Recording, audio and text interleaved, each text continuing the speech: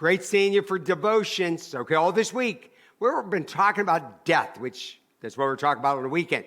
But we've been talking about the danger of delay. I want to show you some more things along the subject matter. Look at Matthew 7, verse 6. Now, this is witnessing to people. And I want to let you know, what I'm going to read here, I've actually been guilty of this. It says, do not give dogs what is holy, and do not throw your pearls before pigs, lest they trample them underfoot and turn to attack you. This happened to me many times. So I've had these people over the years, and if I know you're not a believer and we just happen to be talking, like our neighbors, different ones, then what I do is I start talking about the Lord. Well, of course, many times they go, I really want to hear that. Now, they've been given the gospel, they reject. You give them the gospel, they reject. This is yours. Okay, now I'm here to tell you the interpretation of this is don't waste your time on people who are spitting in God's face. You already gave them the message. They don't want to hear it. Go to someone else. Now, this is true. So we waste our precious time going after the same people over and over again. Now, if it's your loved one, I understand. But the normal population, stop beating up the same people. Go to new people who are waiting to hear. You tell them once, and they'll be like, what did you say? We have that all the time. And so, okay, and then he talks about them, just attacking, and they're enemies of the cross. I mean, whatever. Look at the real scandal of this universe is not that there is a hell, deserved by all. We all deserve hell, but that there is a heaven offered to all. Well, what a scandal, people.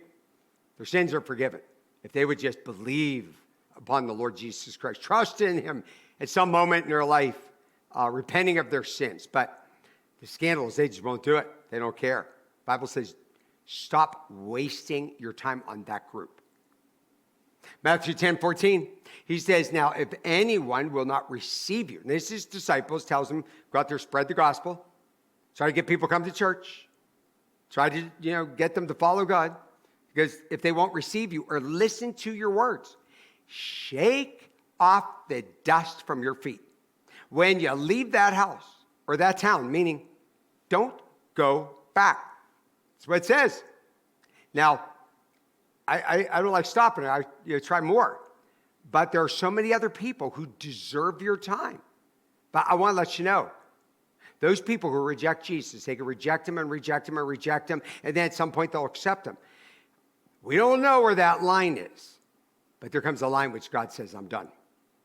And he'll use the few words that you gave people if they're going to trust in Jesus. He knows. Okay, doesn't it make more sense to spend your time on preparing for that which will not end, rather than wasting your time holding on to that which will not last? Now, I like to point this to a believer. Now, as believers, we follow God. We believe in Jesus. We praise his name, and we know the truth. But there are still things in life that hold us back from being really good Christians. Listen, you're wasting your time. What it's saying is, does it make more sense to don't put so much time in things that aren't going to last? Put most of your time and your finances, your energy into that which will last for all eternity. Isaiah 55:6, he goes, now you seek the Lord while he may be found. Notice, he won't always be found.